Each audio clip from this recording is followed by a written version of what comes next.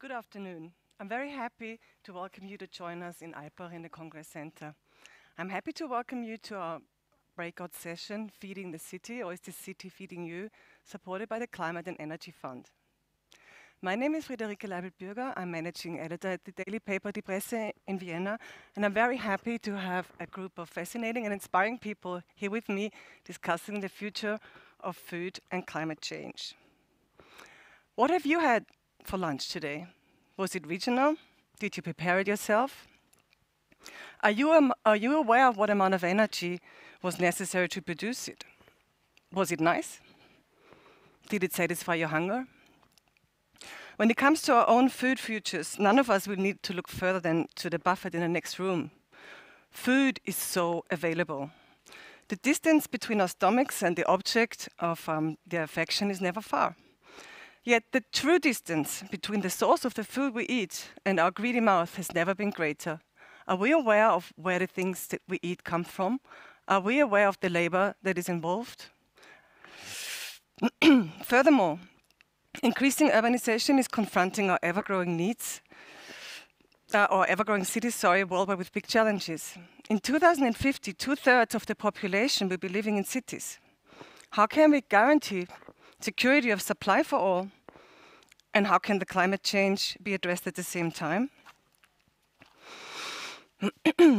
Also, with the pandemic happening just recently, and we're still in the middle of it, the discussion is fueled of what transformations need to be brought about. We remember what happened at the beginning of the lockdown. We saw empty shelves. We saw what happened when supply chains were cut. We experienced anxiety about different kinds of food not being available all of a sudden. The challenge is for the city to develop its own ecosystem. We need recyclable systems of production, consumption, and generation. It is the core theme of this breakout session to focus on how we begin to formulate a vision for an edible city. Please let it be made of cheese. No, I'm just joking. It will not be made of cheese, but what will it be made of? We will talk with my speakers about what options we have in the future. Among my speakers is Christine Ehrenhuber from Tatwort. She's a specialist in waste reduction. Janine Becks, welcome. She's from the local council in Innsbruck, an expert on sustainability and currently involved in the project Edible Innsbruck. Daniel Podmisek, you will tell us all about vertical farming and how it might transform the cities we live in. Robin Simser, you are currently working on a food revolution. It's 3D food printing. We're very excited to hear about this. Christoph Thomann, you will tell us why we should be eating insects as part of our daily diet. And Tobias Jutmeier, you call yourself a waste cooking chef. Hello. You will tell us why local resources should be used rather than throw waste away.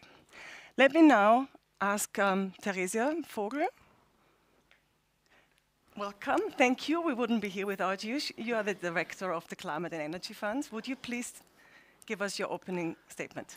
Yes, thank you for the kind introduction of the Climate Fund and of our ideas. Good afternoon to all of you.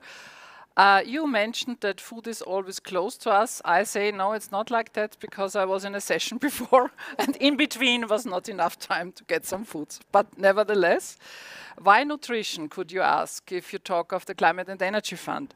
And I would like to reach back a little bit as we started our Smart Cities initiative in 2010. And at the beginning, it was indeed so that we had more the energy topics in the focus and also technology.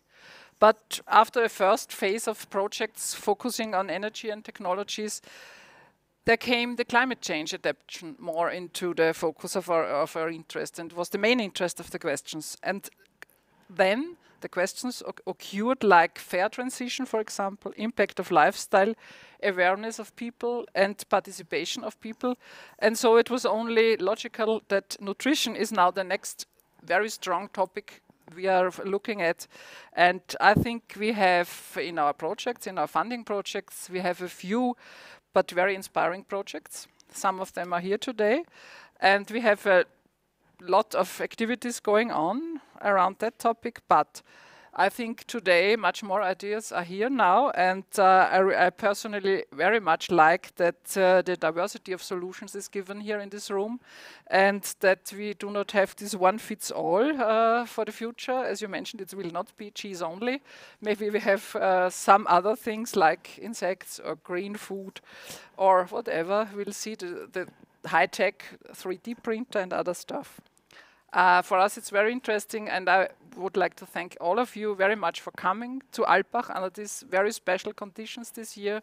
And yeah, I give back to your moderation. Thank you. I would like to welcome our online audience at this moment as well. We hope you participate. You can pose questions.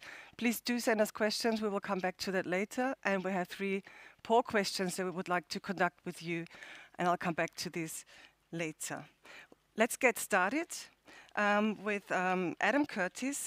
He sent us an on-screen video. He's Director of Research for Nabolagsager. I'm sorry for my Norwegian pronunciation. It's a think tank in Oslo. Adam Curtis has a master's in Development, Environment and Cultural Change, and he has worked with sustainable agriculture and the social impacts and changes it implies. Could we please see the video now?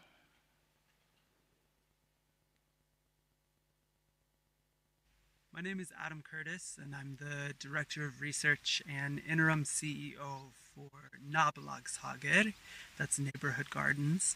We're an organization in Oslo, Norway, and we work with the social aspects of sustainable development in cities. Quite often we work with urban agriculture. Urban agriculture can be understood as a movement that has emerged in the global north in the past 15 to 20 years. It's a response to a larger good food movement that has emerged during that time, sparked by awareness of peak oil, the environmental crisis, and a number of books written by chefs and authors that raised global awareness about the quality of food we were eating. Urban agriculture is nothing new. During times of crisis, many cities have produced food.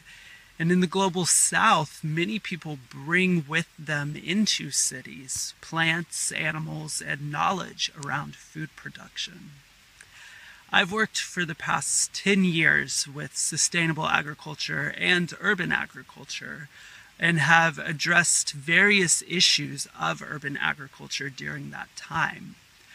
I've worked with issues of access and participation, creating farmers markets with community groups, working to find distribution channels for local farmers, and creating educational spaces where young people can learn more about the environment and how their food choices impact it.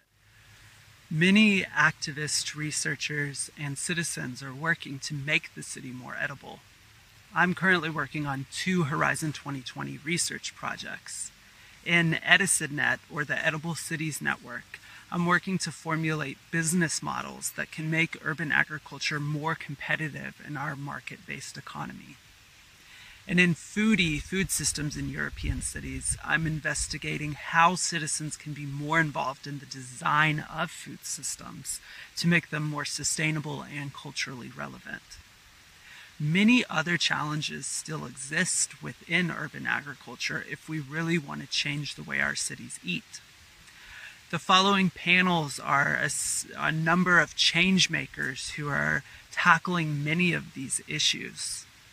Some questions I would like to hear them answer are, does technology only further the idea that we can create clean food even if our planet is harmed, creating more distance between humans and the environment?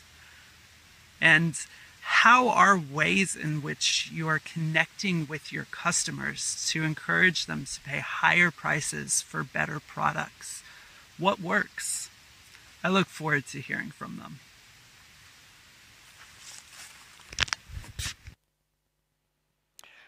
We'll come back to these questions later.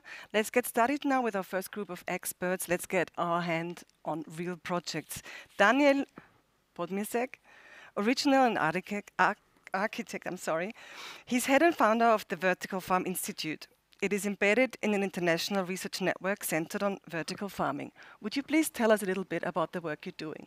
Yeah, so thank you very much for having me here today. There are a lot of terms and views what we have already, so from the former speaker, and basically just to wrap that around what we are actually doing. Actually, we are thinking about how to radically increase food production within the urban limit, yeah? And the vertical farm for us, so at comparison to a plant factory or other production methods like urban farming on rooftops, it's really about deeply understanding the global food supply chain on one side and how to implode it into a function and space program for a building, which perhaps just to make that clear, so that everything, every structural element of the food supply chain is concentrated in the heart of the city. So how can I imagine this house look like? Is it like a big giant glass house? This is the beauty of it. It doesn't necessarily have to be huge. It doesn't necessarily have to be high tech. So basically, it's thinking about there are two perspectives we could think of. On one side is how to activate already existing volumes within the city for food production on one side, or on the other side, how to develop a new building typology. I mean, the easiest way in how to imagine it, just take a greenhouse and turn it around for 90 degrees, and then add more functions and space programs, for instance. How to produce fertilizers for it, for instance. Then you have your huge production entity, how to process it, how to wash it, how to divide edible, non-edible biomass, talking about waste management, again, in the building itself, until it comes to the market area, etc. So actually the beauty of it, if we are combining all the structural elements of it, which now today are divided with huge transport ways, etc., you're creating a huge list of positive externalities, and in addition, you're radically increasing the food produced next to the consumer in the heart of the city. You said it doesn't have to be huge, but when it combines all the things you just mentioned, it still sounds as if you need a lot of space. Where do you get that space from in an already densely populated city? Yeah, this is a good question. Area is limited, but space is not. Yeah. So on one side, we are suffering from huge land consumption. So if the numbers are right, and if the UN is right, and we are going to be 10 billion people, then in 2075 we need an additional area of Australia to produce the food for the global population on one side. On the other side, if you're simply activating, let's say, a rooftop, and we have thousands of square meters of rooftop, unused rooftops in the city, then you're already increasing the food produced, but you're still limited to the climate conditions. How come all these rooftops are not used? Yeah, this is a good question. The list is long. Building legislations, cheap buildings, etc., etc. Just think about the supermarket. You're buying the building envelope as cheap as possible. So, but we really have to think about how to activate these surfaces, unused surfaces. Not necessarily. So, for greenery, for instance, but this greenery, so talking about green building envelopes, but this green also could be edible. And in addition, you could combine the external food production with power production with PV cells, so the combination of it. What kind of plants can you grow in buildings like that? Mm-hmm. Perhaps the answer would be easier what not, or what doesn't make sense. So everything what has a huge requires a huge space for roots, for instance, like olives, peaches. So the exact term are the permanent crops. Of course, you could add them too, so they are also creating an additional value. So, for instance, just thinking about CO2 capturing, etc., but there is a huge list of perhaps on the other side, wheat. I mean, I got a new publication, but I still didn't read the paper. But in terms of energy consumption, wheat grown indoor doesn't make so much sense, because you need a lot of energy actually for the drying process. Do you have something like a favorite plant, like Yes, I do. I have a mushroom? my tomatoes, yeah, because this is the tomato is that plant together with a watermelon who actually requires most of the sunlight. So when we are starting our simulation definitions, yeah, or comparing the simulation results, we are always working with a tomato because every other plant requires less energy than the But tomato in a does. summer like this summer, where do you get all the sunlight from? It's been raining Yeah. quite a bit. This is true. The question is, so where are we producing what? For instance, if you really want to produce tomatoes, then please do it on a rooftop and not in a space like that. Yeah. So we can do it. We have the best LEDs already. So the state of art, state of research is. So we can use these lighting fixtures, but on the other side, just to give you a number, and this will be the only one, it's 268 kilowatt hours per square meter a year to produce tomatoes in the basement. So actually this doesn't make sense. So we really have to be very precise in our analysis and in our definition or decision where to produce what. Doesn't it? Don't you use a lot of energy? You mentioned LED lights and a lot of high-tech facilities. Not necessarily. Again, so there are some plants who actually require no or very little energy on one side, and on the other side, it's always the question, where is the food oriented to? I give you an example. If you're creating a plant factory with no transparent building envelope, then of course you have to substitute all the natural parameters, what you get for free, with power. Yeah? But on the other side, we don't have an energy issue on this planet, because in 54 minutes we get the same amount of energy than we are consuming the whole year. So it's about the energy source. And this is one of the fundamental issues of conventional agriculture, because it's totally dependent from cheap and abundant oil. Okay. Thank you very much for now. We will have an opportunity to talk about this more in depth later on. Let me welcome now Christoph Thomann. He has a degree in economics. He's founder and CEO of ZIRP.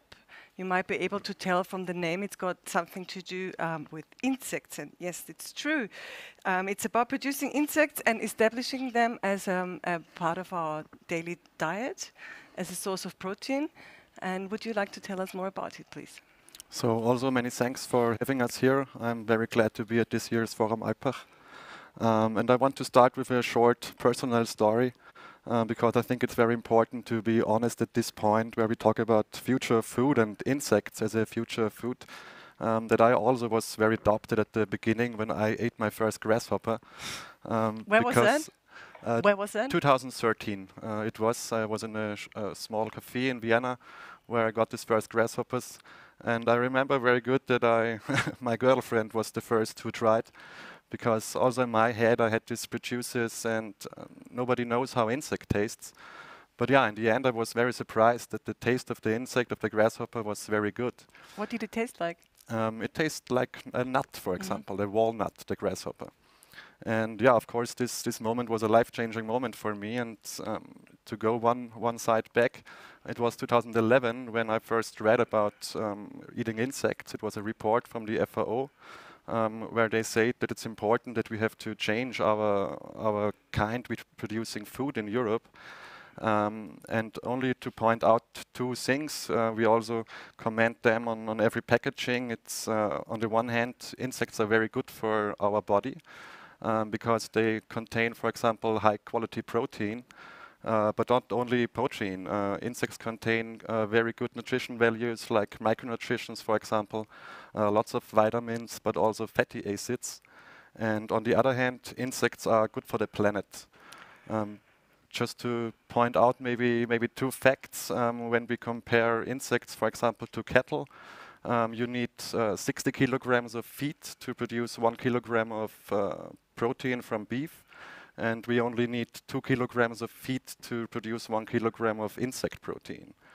And one of the biggest problems, I guess, we have with the greenhouse gas production, when we compare insects to pigs, for example, the production of pigs is 10 to 100 times producing more greenhouse gases than producing 1 kilogram of mealworms. Okay. Let me ask you one thing for people who are maybe as squeamish as I am, and I don't want to look at the insect when I eat it. Can I have it crushed, or do I have to recognize it as an insect when I eat it? Yes, so that's the main point when we talk about the future of food. So to point out one of our main important partners in Vienna, that's the point. You can farm insects where the most people are living in the city. So we have one colleague, Live-in Farms. They are producing mealworms in the middle of Vienna. We are taking this mealworm powder, making a powder out of it, and this powder we use to produce a wide product range. And our mission is to produce high quality, healthy, and of course sustainable products for everyday life. So in the end, after this breakout session, I'm going to invite everybody of you to give it a try. Is it? Can you sell your products now, like crushed insects to make pasta or whatever? Can I buy it already? You can buy it via our online shop at the moment. It's very difficult with the legislation in Europe. Here in Austria, it's a little bit more difficult. That's only a reason we are invited here to get a solution for these problems. To be honest, at the moment, we are not allowed to sell this powdered insect in Austria. I'm only allowed to sell you whole grasshoppers. Why is that? That's because of a very difficult legislation in Europe, but I think we are all on the same point that we have to change regulations to make solutions like insects or other possible for the future.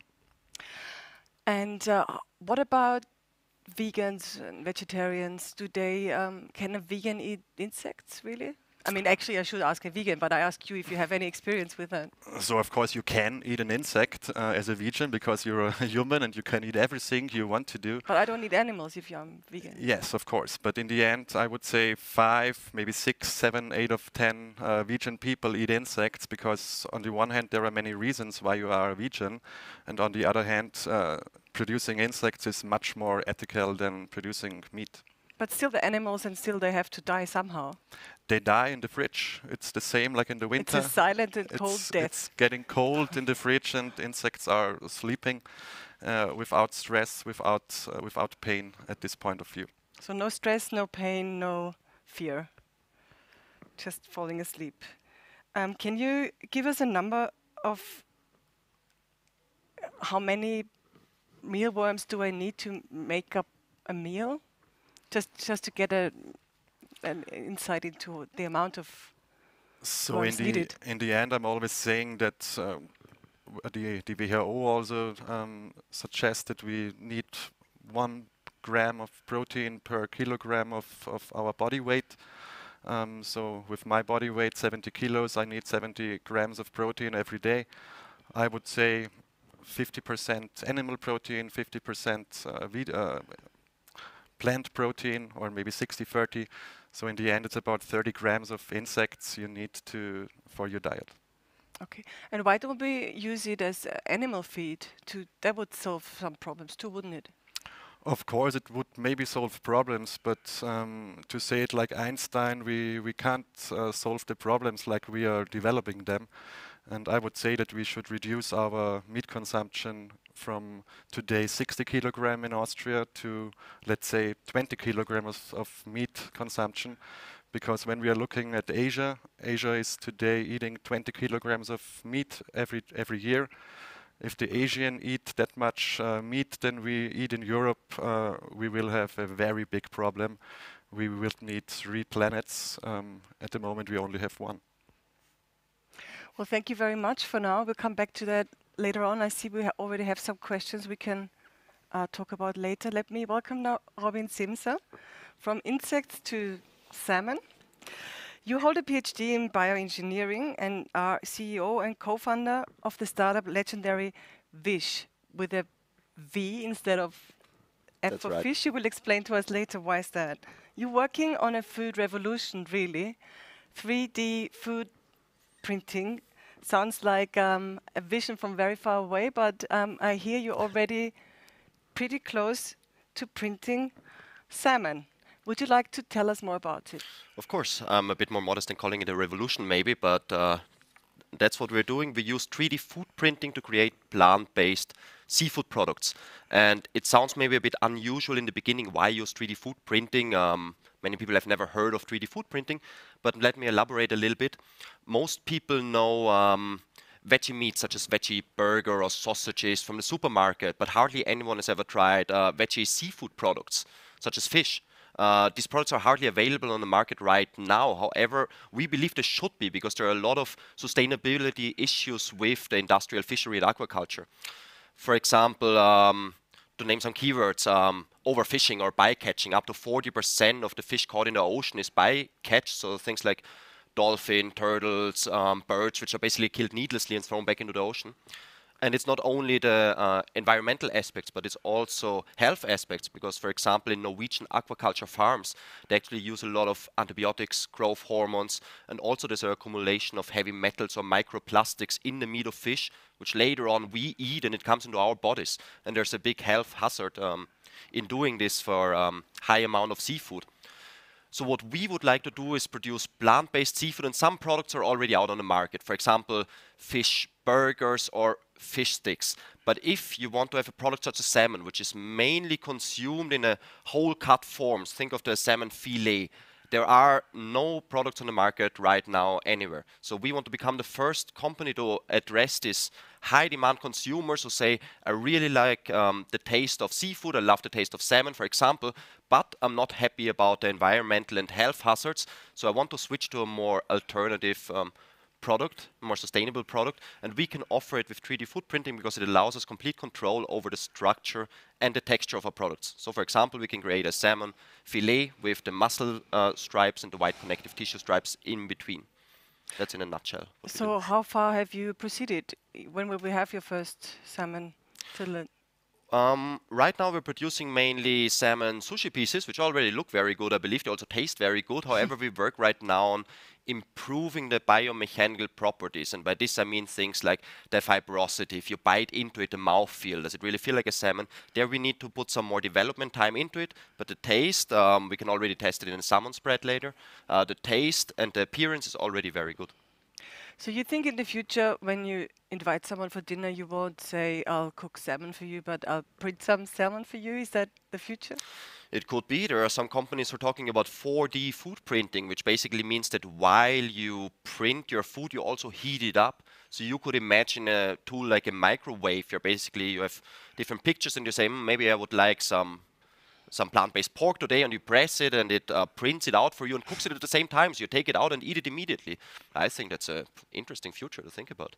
Also about for gender equality, I suppose, because but it sounds very costly to me. So we can compare it, for example, with the veggie burgers that are widely available right now. The veggie burgers can be produced at a very high throughput. A lot of volume can be produced in a short time, but also it's a lower quality or cheaper product. But in order to produce this higher quality product, think of a steak or a fish fillet, you will probably never reach the same volume. So it will always be a little bit more expensive. But this we already observe now because a steak is more expensive than a hamburger. You need to add coloring and you need to add omega-3 fatty acids. Is that how you say it? And a number on some oil, I suppose. Where do you get all these resources from? Most of the ingredients that we use, you can actually buy in a normal supermarket or order online. Every consumer can do that already right now. So the ingredients that we use are actually not the big revolution that we're planning on doing. Like, they're pretty well known and available for decades already in the European Union. For us, the focus is more on finding a new process to structure them. So the ingredients are similar to the veggie burgers that you already know, but we prepare them in a different way, so to say.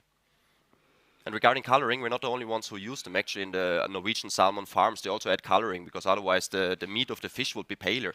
So yeah, people like to think of, oh wow, it's not natural, why print something? I say the aquaculture farm as it is right now is also not natural. And where do you get the plant cells from? You know, what is it made of? Basically things that you know from veggie burgers, so things like pea protein, mushroom protein we use different oils and fatty acids to get the omega-3 content. It's important for us that the products are not only tasty but also healthy. Yeah, and different additives that everybody can buy and that are freely available. For every consumer, it's no special ingredient, so to say. Thank you very much for now. I can see we have a few questions. Thank you very much. Oh, it's big enough for me to be able to read it. Okay, we'll see. This is addressed to you, I suppose. Is farming on a building roof enough to fulfill the family needs of vegetables?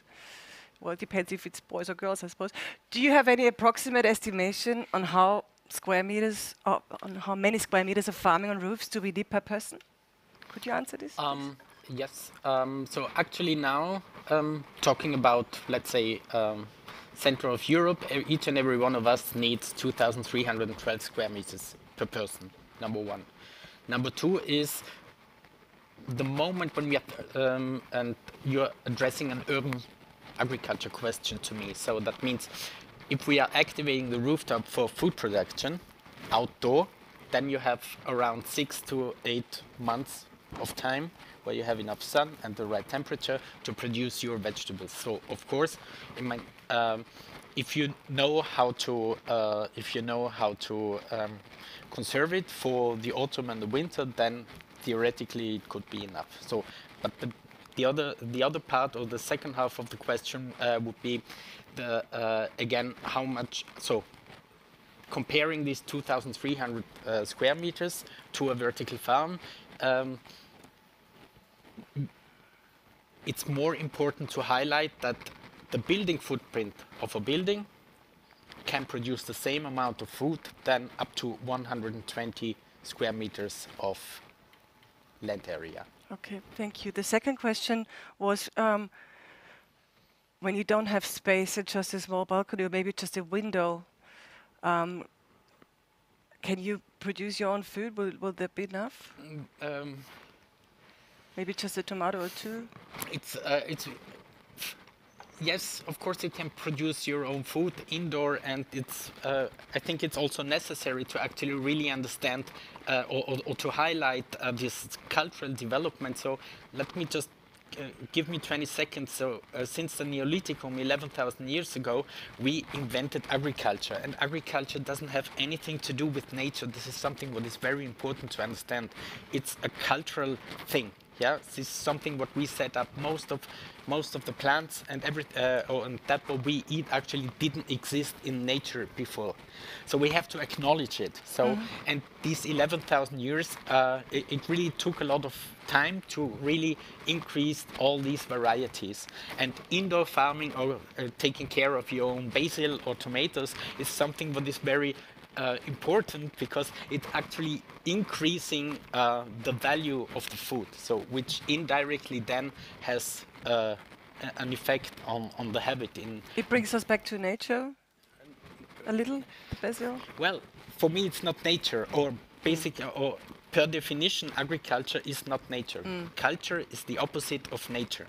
But you get a feeling and you get an understanding in how difficult it is to take care of a plant for several months and getting out something super healthy, what makes you happy or your family happy, bringing people on the table and just say, okay, this is something what I produced. So it's also about caring. It's about caring, yeah. Okay. And indirectly, perhaps it has an effect on food security. Thank you. There's a question regarding you, Christoph. Regarding insects, many species are endangered, like pollinators. Are they the same like the edible insects mentioned? Is there a threat of overconsumption of insects? Are we going to extinguish insects? So for the first question, it's very important to remind that we farm the insects that we are using. So we don't use insects that are on the land. That's very important. So we don't eat pollinators, for example. And there is no threat of overconsumption, I would say. So yeah, you can eat as much insects as you want. But we hear a lot about insects dying from pollution and. Yes, of course, that's a big issue because of our climate change. That insects are dying. If we don't have insects on our planet, we will have a big problem. So that's also a reason to eat insects and to eat less meat, because the meat production is the main reason for our climate change. So we can't eat too many, as many as are dying from pollution. Is that what you're saying?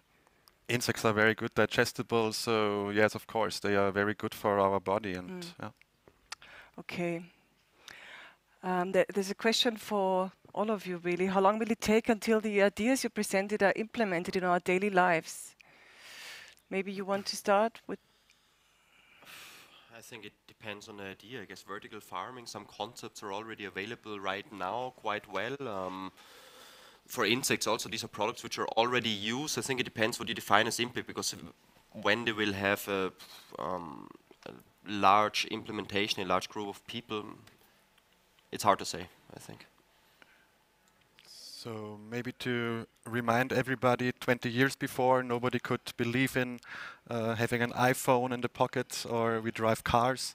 So I'm very optimistic then, and we have also some studies. 2013, half of the continent of Europe will eat insect products conscious, and today we eat about half a kilo of insects unconscious every year, because we eat things like bread, chocolate, milk products. You're not telling me it's full of insects. You eat half a kilo of insects every year, yeah, because you eat processed food. But our goal, the goal from CIRP, is to produce high quality products, and we use this insect protein as an ingredient, like plants, for example. And from that point of view, everybody will love it, because in the end the taste is great, and that's the main reason why we like eating things. There's one thing I forgot to ask you before. Where do you actually produce or breed the insects? Where do you keep them? I mentioned in the end of the first. We have colleagues live in farms that are producing them in the middle of Vienna. Oh, that's in the, sorry, I didn't hear And that. and maybe to add this point, because I think it's very important, we will hear it afterwards as well. We have 30% of plants that don't come to the supermarket, because, for example, the carrot is not beautiful enough. We can use this food waste to produce insects. And today, for example, the mealworms are also farmed on bread that is not good enough for the supermarket, but the bread is, of course, good enough to use it as feed for our mealworms. Okay, thank you. How long do we have to wait for vertical farms in Vienna? I love that question, but I don't have time enough. The thing is, the big question is the implementation gap. So what do we actually need to make a fundamental system change? We have the actors, and there are more of us. Yeah. On the other side, we have clearly defined goals, the Global Sustainable Development Goals. So the big question is the implementation gap. So we need more actors, perhaps from other sides, not super engaged students, not just super engaged citizens, but we need support from politics, local politicians, administration, and if you really think open and widely what the positive externalities of vertical farming is, then I simply can say it's the length of milk and honey for long-term thinking investors. This has a direct impact to the city, and it's measurable. And the last thing I would like to say, 50 years ago, already a half a century ago, Vienna set up its first worldwide vertical farm. No one knows. It's in the center of a park, but it's as a ruin, it still exists. Please tell us where is it? I'm not aware of it. It's in the Kurpark Oberla, it's in the south of Vienna. And it's waiting for the resurrection. Easy as that. We have to bring it into the 21st century. What's the problem? Why isn't it already working? This actually has to do with the limits in science, so state-of-the-art computerization, controlling systems from the 70s. And the moment when they set it up, we nearly knew anything about photosynthesis. It was really trial and error, pioneer spirit. And on the other side, this was exactly in that period, end of 60s, beginning of 70s, where the prices for food have been radically imploded. So coming back to the question, give me a year or a vision. When will I have the vertical farm in Vienna that I can actually get food from? March 21. Thank you very much. I'm very much looking forward to this. We have some more questions. That's an interesting one. How can we change cultural norms to accept some of the ideas you are presenting? Who feels like answering this question?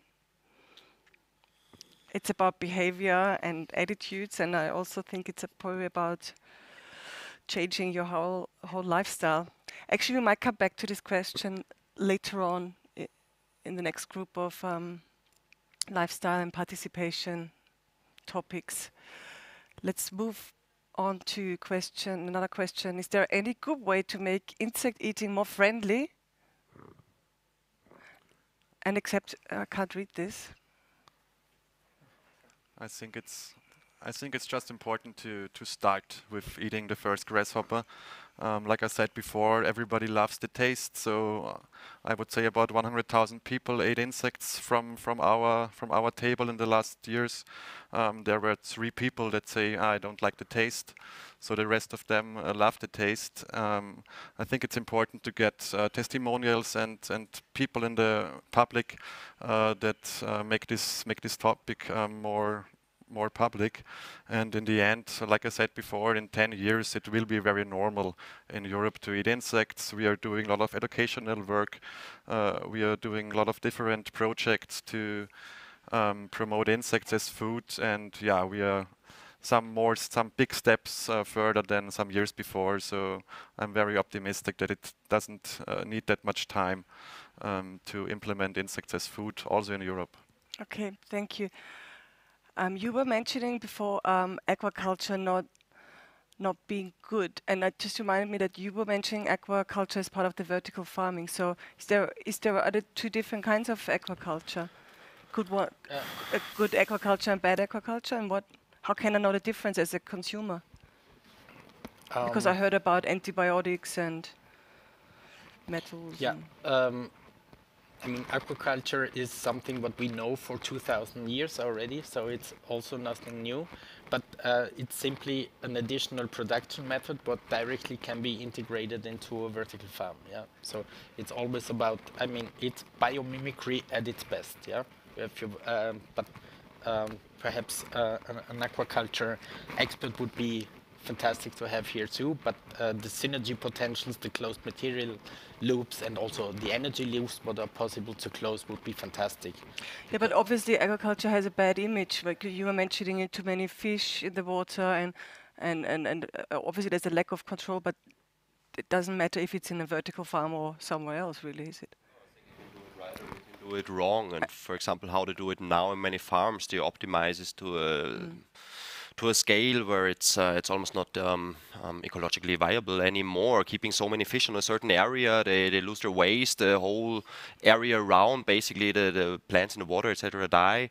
You need all these antibiotics and growth hormones because all the fish get lice, get bacteria, etc. I just read a study recently that about 50% of all salmon farmed in Norwegian aquacultures are killed before the due date because of lice, bacteria, viruses, etc. That's a huge waste, I believe, and I think that vertical farming can have some answers for this. But my personal goal is to reduce animal consumption as a whole. And okay. Yeah. There's another question regarding insects. Do you have to control your insects regarding viruses before you sell them? Of course, it's very important to say that we have, of course, insect farms that are very safe, so you don't need to be anxious about any things like viruses before we eat them. So maybe to point out that insects are very far from our body, so there is no big issue that we can get sick because of eating insects. But when we talk about eating meat, we know that eating meat makes our body sick. Okay, well, I would like to conduct our first poll question now, if that's possible. I'm not sure. Can we pose the poll question now? Anyway, if you out there and you hear me and you see me, this is what we would like to ask you. Will our diet change completely in the coming years? Please tell us yes or no. Time is 2 minutes, and then we can talk about what you're saying.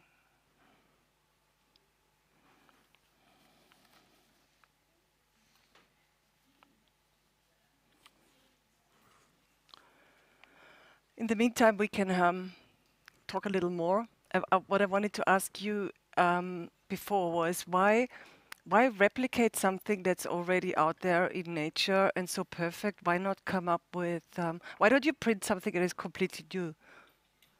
We're actually also thinking about this, but why recreate nature? I believe it is well known for a long time now, and that we do not need animal proteins for a healthy nutrition or diet. We can as well eat plants, but still the consumption of meat or seafood is increasing every year, and it's not to get the nutrition, but it's because people love the taste and because it's so deeply inside us culturally to eat meat, to go to a barbecue, for example. We have many cultural events focused around meat, and I believe that it's important that we give people the same culinary experience of eating meat, of enjoying this taste, but in a different and a better and more sustainable way. For instance, by using plants. I'm also a big fan of cultured meat, for example, by growing cells into a form of meat. And I think those are important to recreate the tastes and the experiences that we love already.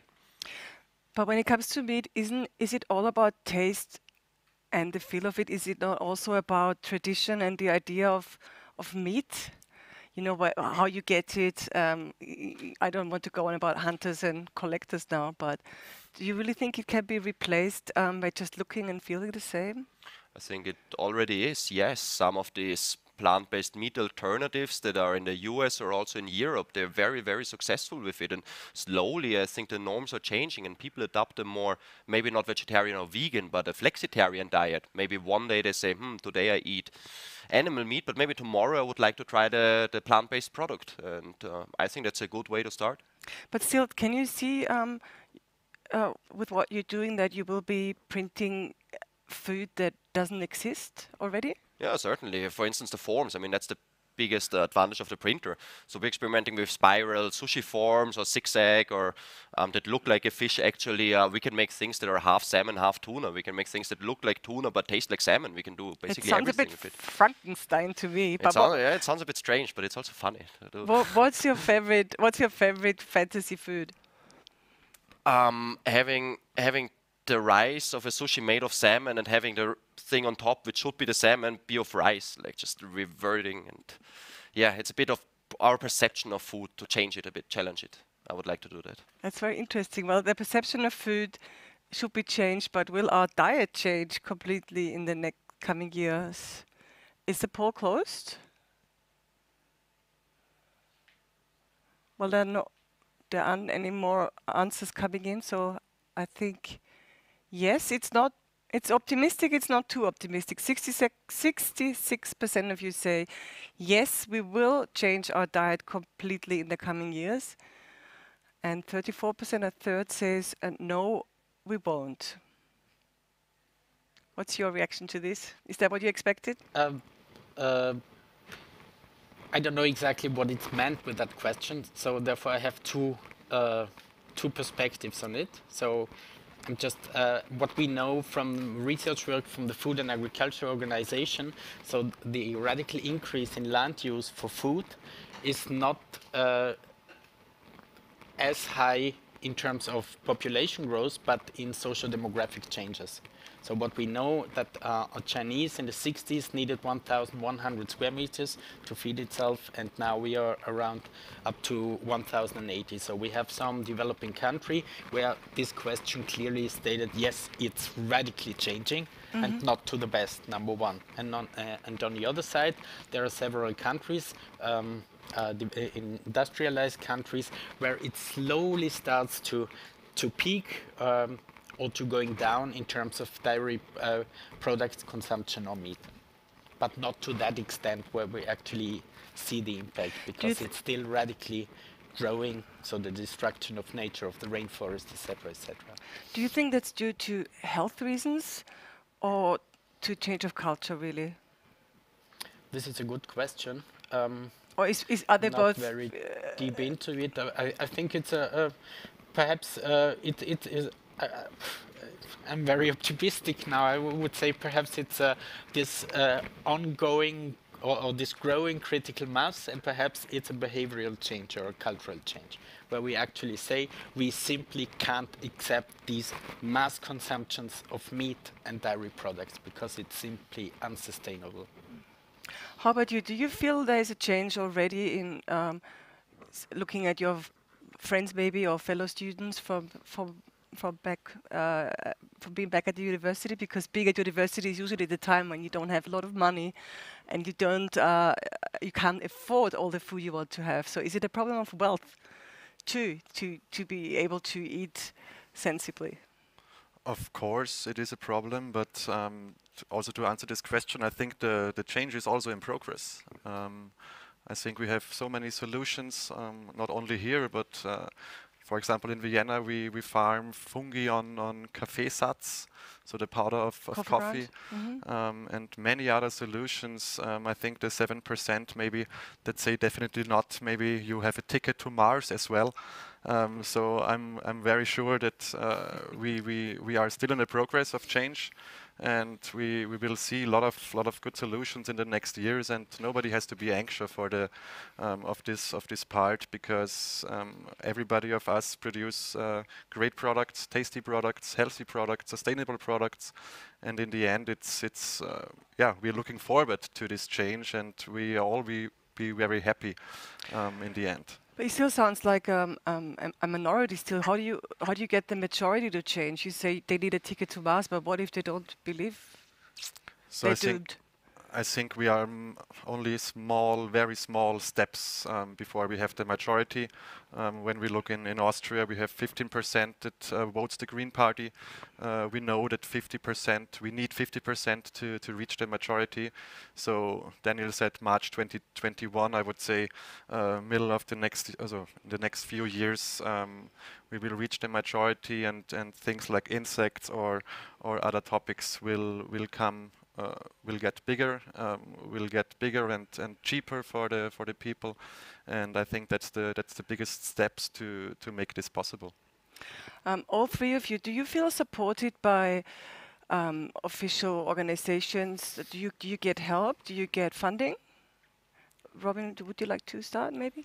Yes, I feel it's a hot topic right now. For example, in the European Union, there's the Farm to Fork initiative, which I believe dedicates 300 billion euro in the next 4 years to sustainability aquaculture projects, where of course I think all of ours fall into. I think that's a great way to go forward. I also believe that in Austria there's a lot of good initiatives, and people are very receptive towards this topic, are very happy to speak about it, and are willing to make a change. So yes, I'm very positive about this. How about you? Do you feel supported? After 8 years of running, yes, of course, we get support. But it was this year where we got support for the first time. So I think we have to be loud in the last years and made a lot of different projects to get this support from the public as well. So 2020 is a turning point for you in a way? Yes, of course. I think for the whole planet it's a turning point. I think the corona time is also a tipping point for our mind. I see it also in Vienna and with our friends that people change their behavior of thinking. We'll talk about this a bit later on when all of us can participate. This is very interesting. And how about you and the support you're getting? Is it enough? We have to radically increase the effort in that, because the potential is out there. We already know enough. State of the art, state of research, everything is here.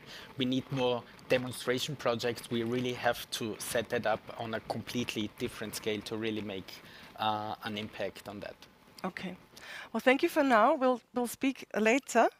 That was very interesting. Let's just move a little to this side. Well, we've been to the future pretty much now, and I would quite like to go back to the present now. Let's talk about now. I have a group of experts here dealing with lifestyle participation and lifestyle thinking. Let me welcome Janine Becks.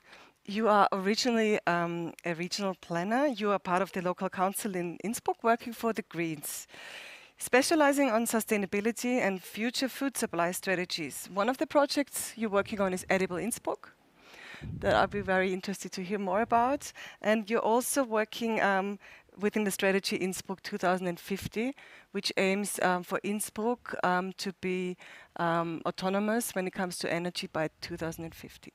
Please tell us about your work. Hello out there to the online world, and thank you for the possibility to bring in my perspective and or the positive impacts on a project like Innsbruck Essbar, Innsbruck Essbare Stadt. Actually, the second project you told was Tirol 2050 Oh, Energy Autonomy. It doesn't matter. It's okay. Just So it's all of the. It's not all that of I Tirol. read tomorrow in the newspaper that Innsbruck is getting an energy autonomy as well. Would be a nice goal as well.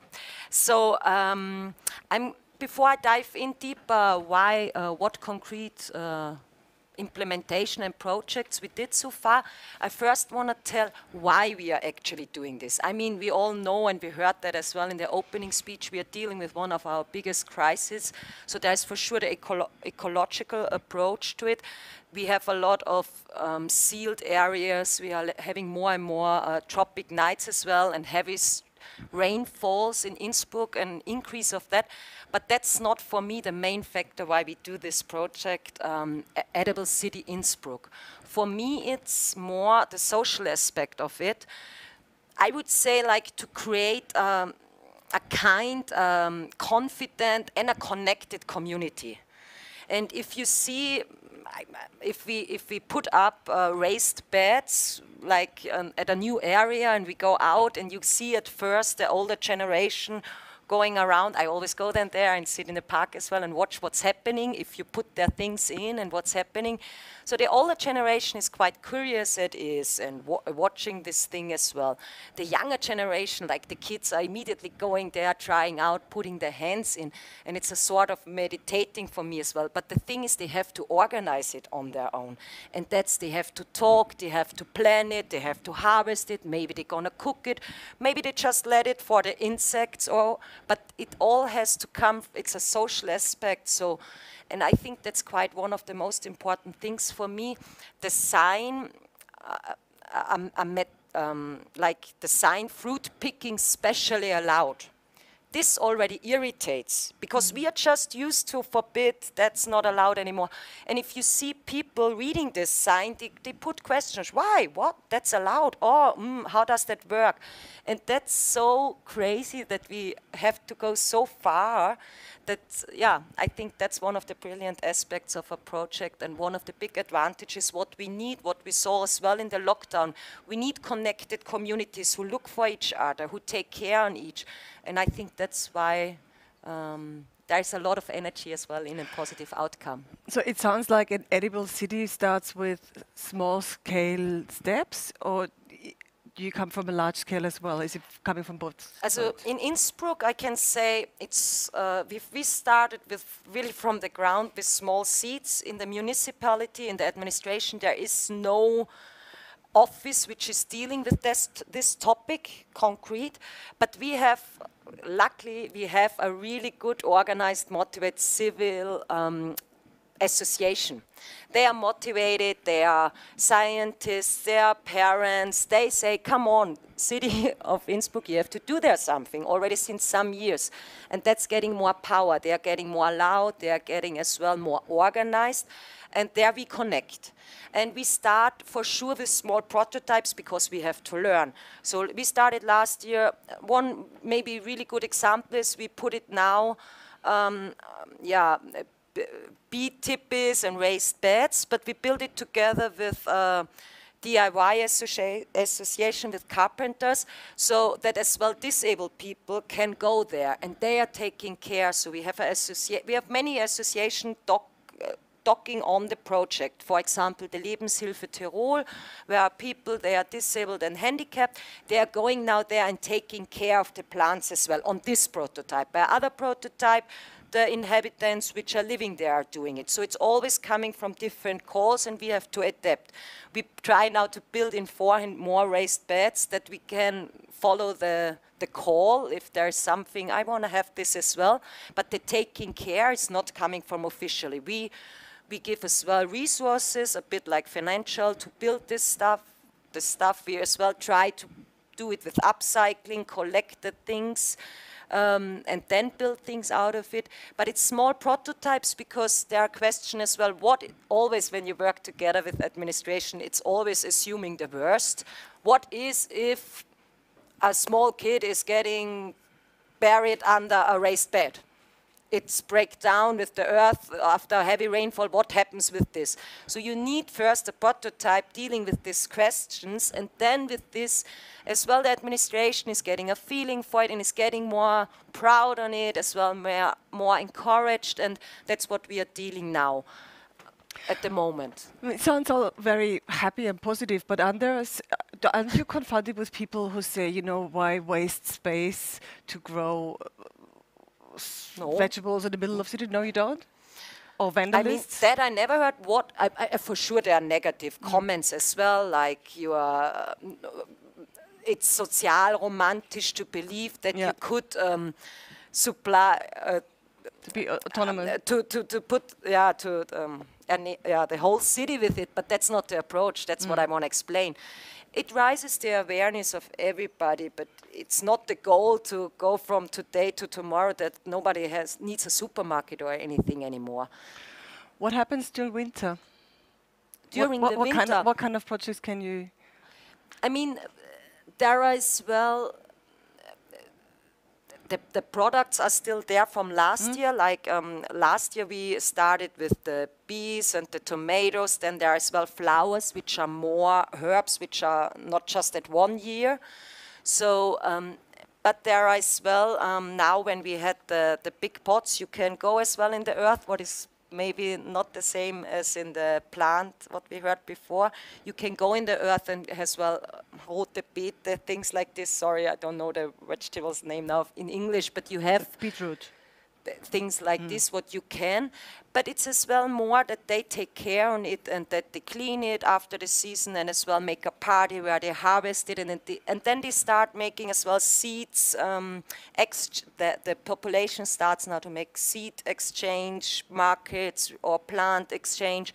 Preparing now, I saw a spot where now there are potatoes. I'm sure we didn't plant them there, so there are coming new things in, and it's getting, I don't know what's all there. It's nice but it's all eatable, and there's as well always information what you can eat and for what you can use as well on the homepage. And yeah, I think step by step there will come more. But when it comes to young people, you say they're all enthusiastic about and the children participate. Why is it? What happens to children when they go to school and grow up, when all of a sudden, you know, the diet changes dramatically and all of a sudden interest changes? Is there something that needs to be done in schools? And we all know how hard it is to change anything in schools. We started now with a working group, especially in school, because there are a lot of fields where you can do something. That's food waste, that's as well always the conflict between regional and biological, what I don't think is a good discussion about. So we are having now a working group where we have a lot of increase in allergics. How can we as well offer a real vegetarian meal? We still don't have that. Young people by us have to eat the side food then. So it's really, I think, inappropriate nowadays. So, and I think that's as well a really good opener to connect with. We have as well a good association again, which is dealing with going into schools with programs. They are going in the field and showing the kids unused vegetables and what you can make out of it. And they make it longer, that you can use it as well in 2 months then, and they cook together, they try it out. I think it all starts from the beginning, and if you're interested, people grow in this. What is really important for us as well, there are as well people who cannot afford biological food, especially in schools. You can connect them with them as well to bring them healthy and sustainable food. We have there as well an idea for next year that we want to build up a solidarity agriculture special for people who have no income or less income. The idea comes from France, and I hope it goes around the world from a wisdom council, that we as a city have an area where a farmer is making vegetables in a good way, and people who have not the money for it can afford it and get it. And I think that's would be a great step next year to do in this area more, where we as well hope to reach children, because we have as well 15,000 people in Innsbruck who are living close to the poverty gap. And that's really as well why it's so necessary as well to come together in your neighborhood to talk about these things and to make it easier for the people there. Thank you, Janine. For now, we'll come back to your topic later. Let's move on to Christine Ehrenhuber. She holds a diploma in international development.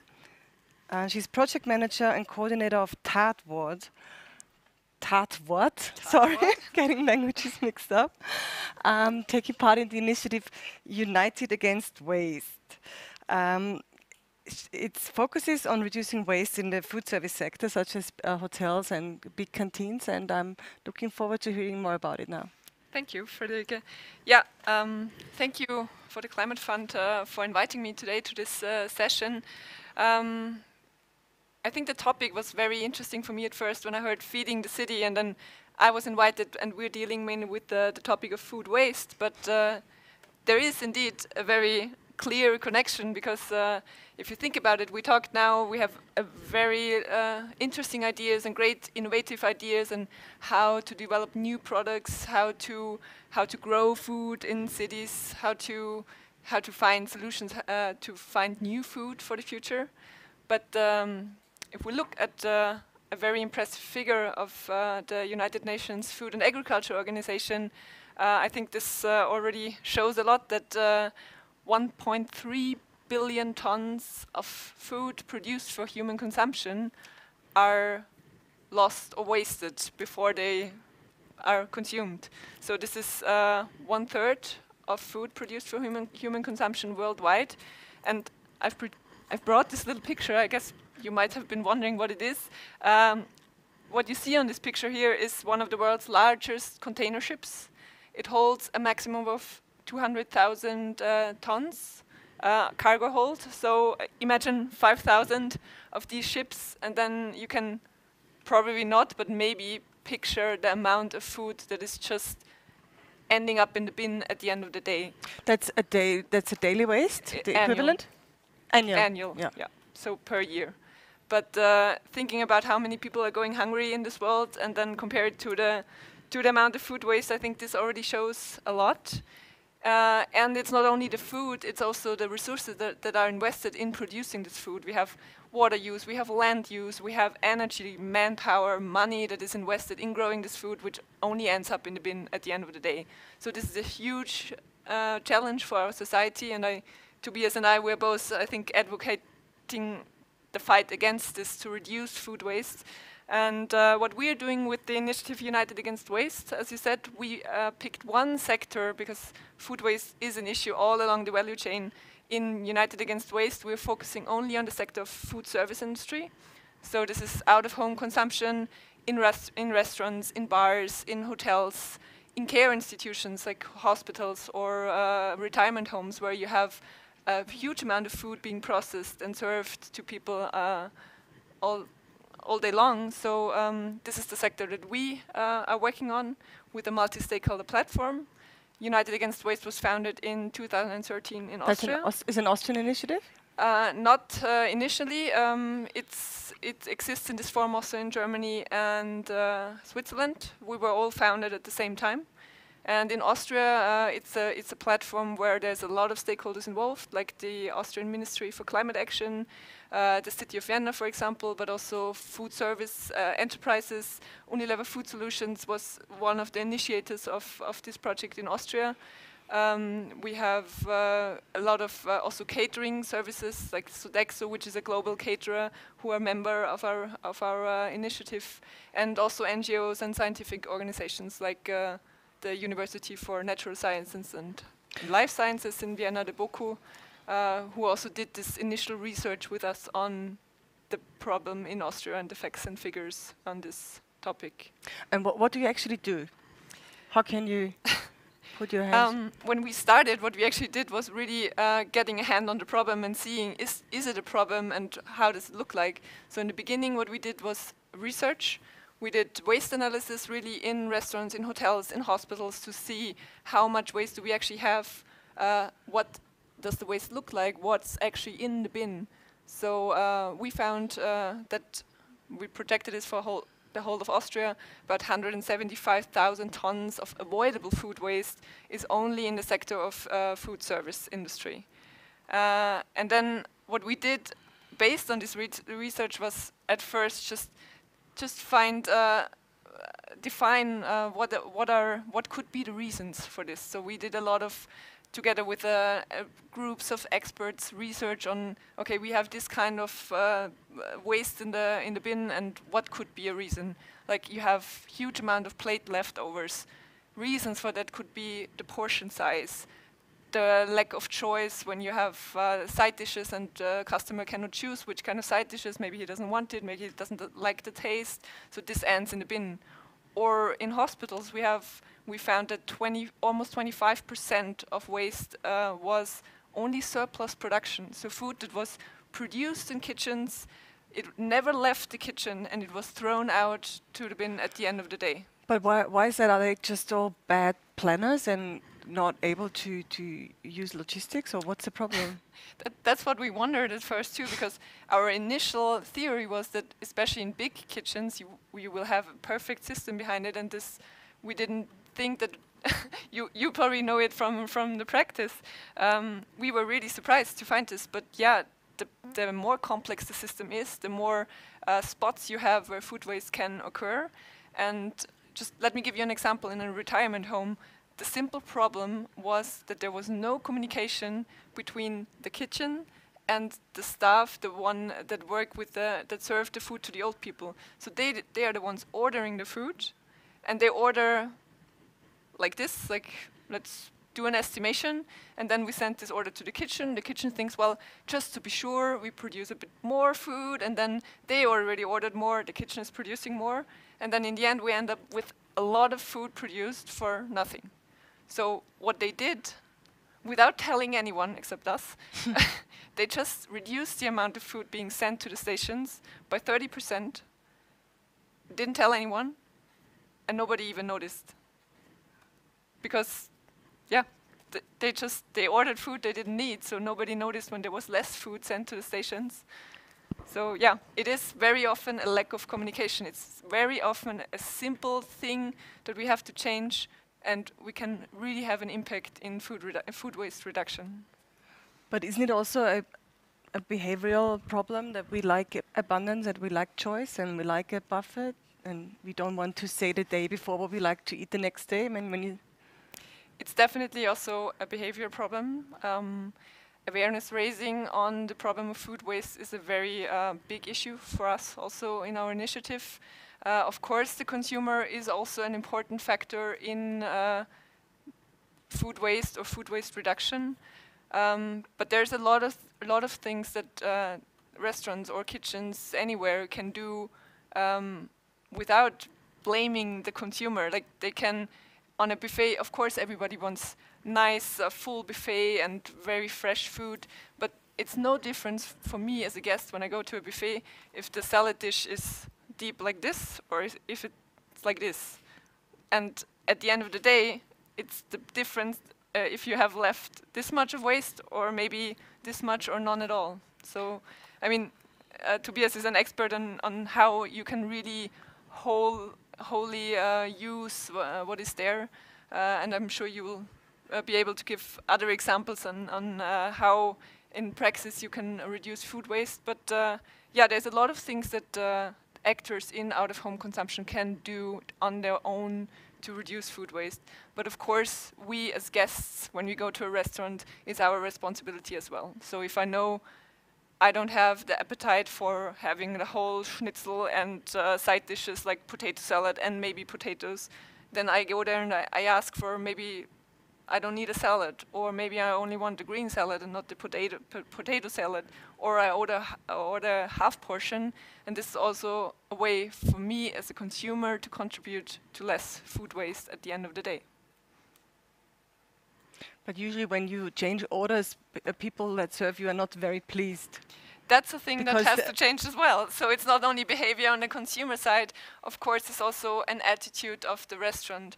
But we see it more and more that portion sizes, especially in urban area, have reduced a lot in the last years. So you don't usually when you go in Vienna into in a restaurant, it's less and less that you see these huge portions, and also consumer change a bit their attitude towards having so much on the plate instead of having good quality on the plate. So this is already changing, and restaurants also already see it as a service offer to have a small portion or a half portion with maybe a little reduced price, or to have a choice of side dishes, so nothing ends up on the plate that the consumer actually doesn't want to eat. Let me ask you one more thing, and that's already leading to our next speaker a little. Is it better to reduce waste or reuse it? Because after all, when you reuse waste, you might still be able to feed some other parts of the population, or is your aim to not produce it in the first place? Well, our aim definitely is not producing food waste in the first place. As I said, food, there's a lot of resources investing into having food. It's a question of money also. This is a big argument also in our initiative. It's not only bad for environment. If you have a lot of food waste, it's also bad for your own money and budget. So we are trying to find mainly ways how to reduce so that we don't have food waste in the first place. Reusing food, like donating it to people in need, this is only like the last resort it should be, because it will never completely reduce the problem if we think like, well, we can reuse it. Okay, thank you for now. Tobias Judmeier, you are CEO and founder of Ismich. You call yourself a waste cooking chef, and you're a pioneer in the reduction of food waste. Your aim is to use local resources rather than use local resources and reduce the waste. I'm sorry. Use what we have is what you say. Please tell us more about it. Sorry about that. Well, thank you for having me here in this panel. What we do at Ismich is that we gather surplus vegetables from agricultural production around the city of Vienna that do not fit the norm. So we're talking about too big, too small, maybe injured in the harvesting process. We're talking mostly about potatoes, celery, beetroot, onion, which is what we grow around Vienna in the Machfeld region. And especially with these vegetables, approximately 40% of the harvest is being discarded, which means that for not being pretty enough. For not fitting consumer protection rights, or for not fitting trade standards. So if you want to produce in factory quality a French fry, you ideally have the same sized potatoes. If you produce frozen vegetables of any sort, you want an ideal size, but also what you see in the supermarket when you buy a bag of organic carrots, you will find that they are all very similar in size. There are no extra large or extra small carrots in there, and the same goes for all the other vegetables. They're always very similar, which means that in agricultural production what we do is we sort vegetables by numbers of size and package them, and everything that doesn't fit is usually either used as fertilizer, so we bring it to the field and we dig it back in. It's used for biogas or for animal feed. And the problem that we're tackling with gathering that is simply that I believe if you grow something for human consumption, you should use it for human consumption. Food waste, if food waste was a country, it would be the third largest carbon emitter after the US and China. And this we need to understand. It means we're growing a potato, we're harvesting a potato, we're storing a potato for a couple of months until we take it out of the earth, and then we wash it with drinking water because it's food, and then we look at it, and then we decide it doesn't fit what we want, and we throw it away. So that's crazy. It sure is. What do you actually do? You have a catering service and the rest? What we actually do is, so we get these products, we cook them we turn them into soups and stews, and to one part we sell this food, exactly this food in catering, and to another part, we pasteurize it in jars, which gives it a lifetime of 6 months. So the original idea was to expand the life circle of discarded vegetables in form of high quality organic soups and stews. And how can you tell us about your own logistics? How can you plan your cooking plan for next week if you don't know how many damaged or ugly vegetables are out there? This is quite interesting. These are vegetables that we have in Austria all year round. So the facility, to give an example, the facility where I'm collecting my vegetables is specialized on those vegetables. They're turning over 100 to 120 tons of vegetables a day, of which 30 to 40 tons they cannot use. So I know whenever I go there is 40 tons for me standing around.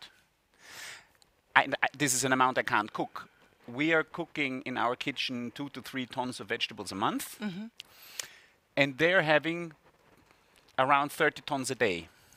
So that's a huge potential of food that could be used, and this is also a little bit, my idea is to use first what we have and make sure we can make use of that before we create new things.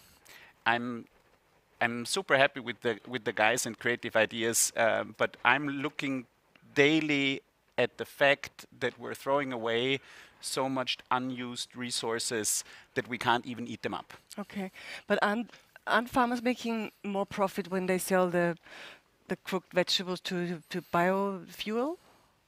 Is it actually a profit thing? No, you can't turn everything. You can't turn everything into biofuel that easily. You have stuff that goes very well for biofuel, and onions don't.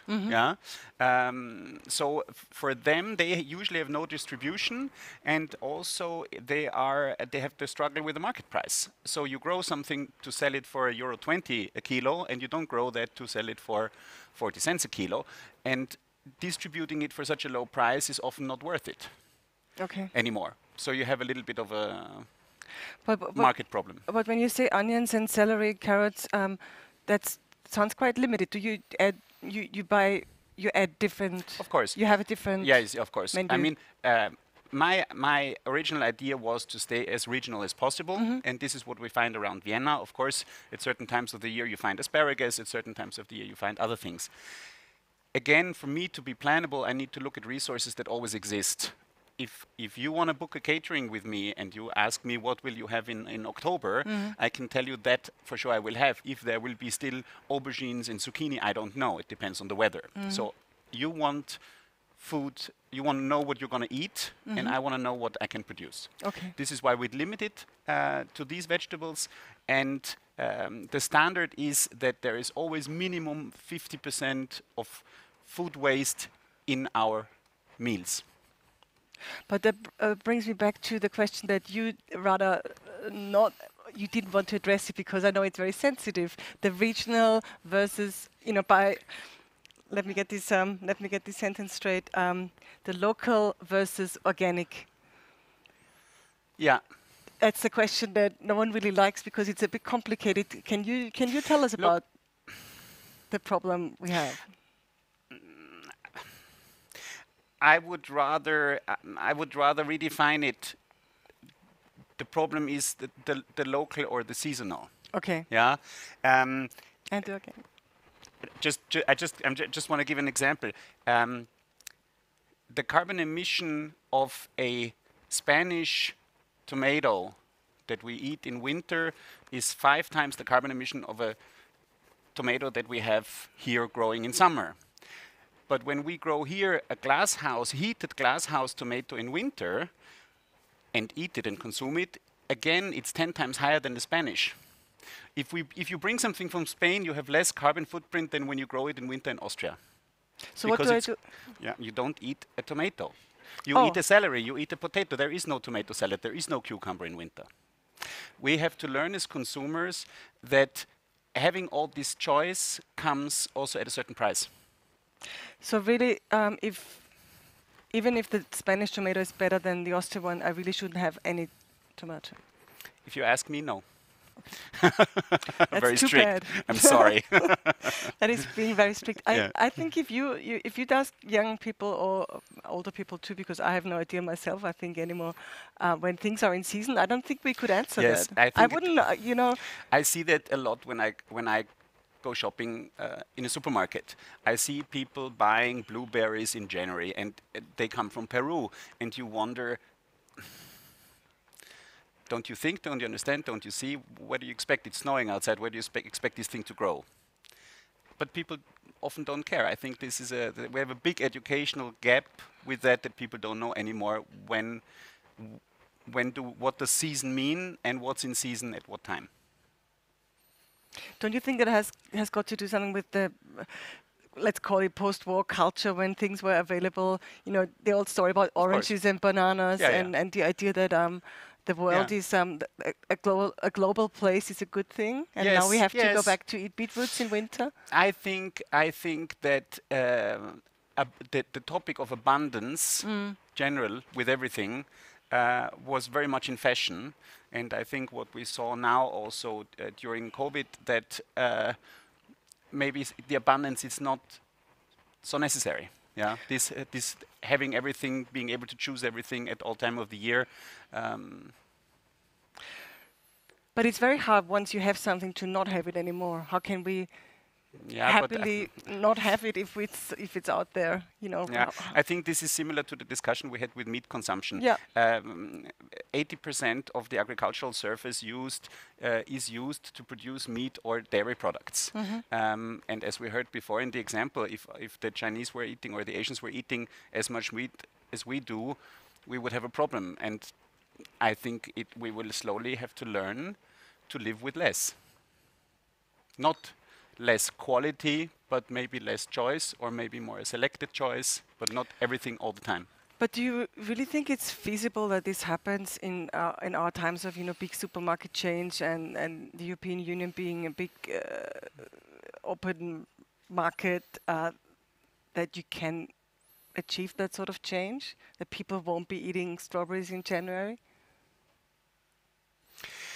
Look, I think one has to try at least. Yeah. This is my viewpoint on that. We at least have to try, and one has to advocate, and one has to educate people.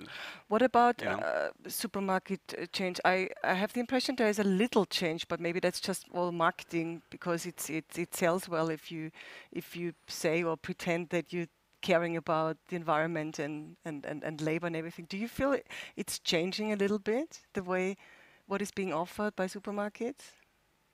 Well, what I can tell you for sure is that out of my field where I source my vegetables, the selection criteria is getting higher and higher. So the standard is getting higher and higher, and the amount of waste is getting more and more, because the tendency is to the more and more perfect product. But is it a right conclusion that consumer rights are too good? Are we too protected? Look, I think in some areas we're too protected. I think we would be totally capable of washing a potato that has some earth on it. The only reason we take the earth off with drinking water at the packaging facility is to look at the food to decide if it has a scratch or not. And if it has a scratch, it falls out. But it can have a scratch. We peel it anyhow, or we eat it with the peel, or whatever. It's going to be cooked. It doesn't matter if it has a scratch. It's too much, yes.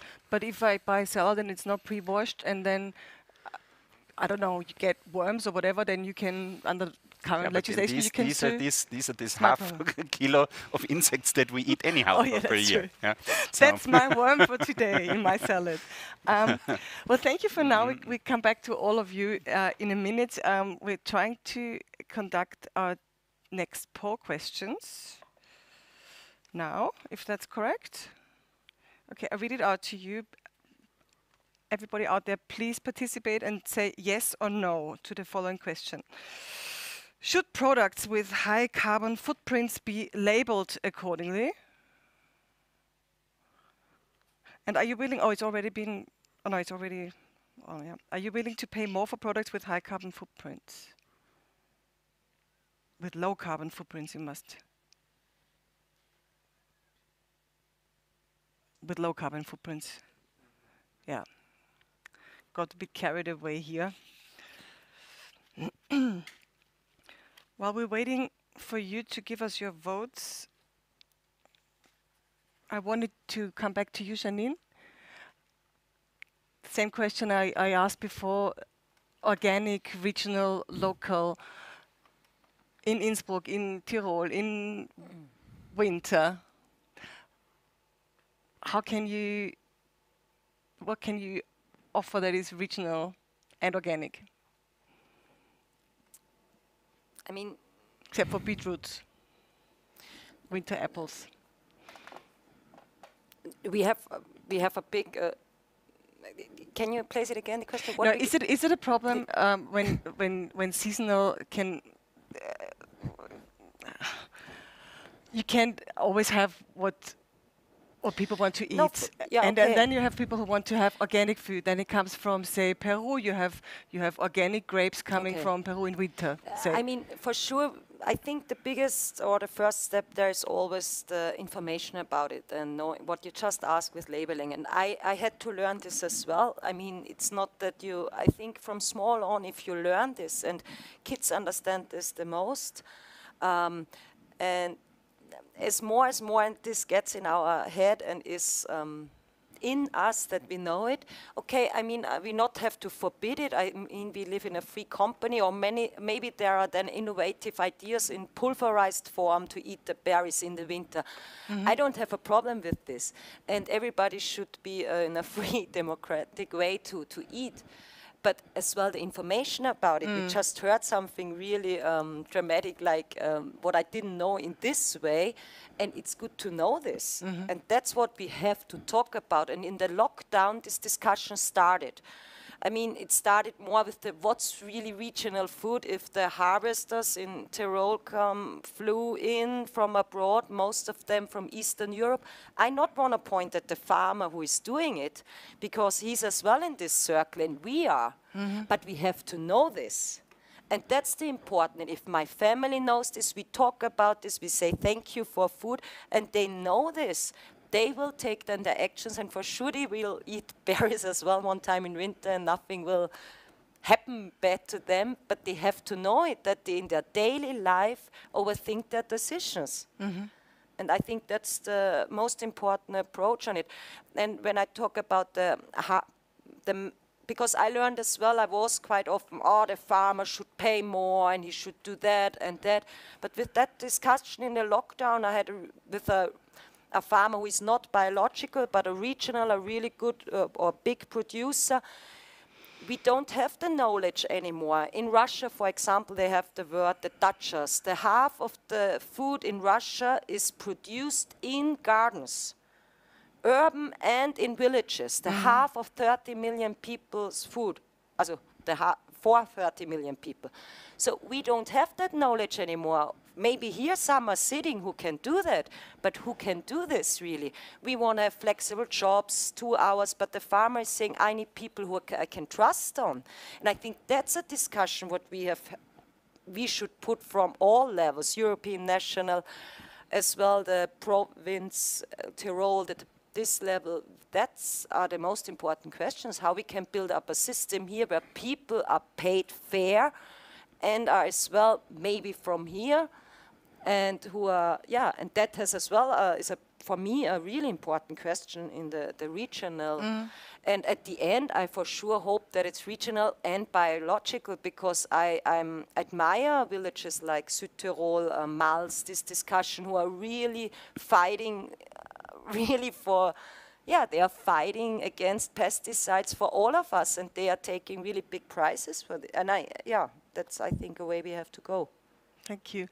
We have an overwhelming 100% saying that products with high carbon footprint should be labeled accordingly. Well, that's a very sure verdict.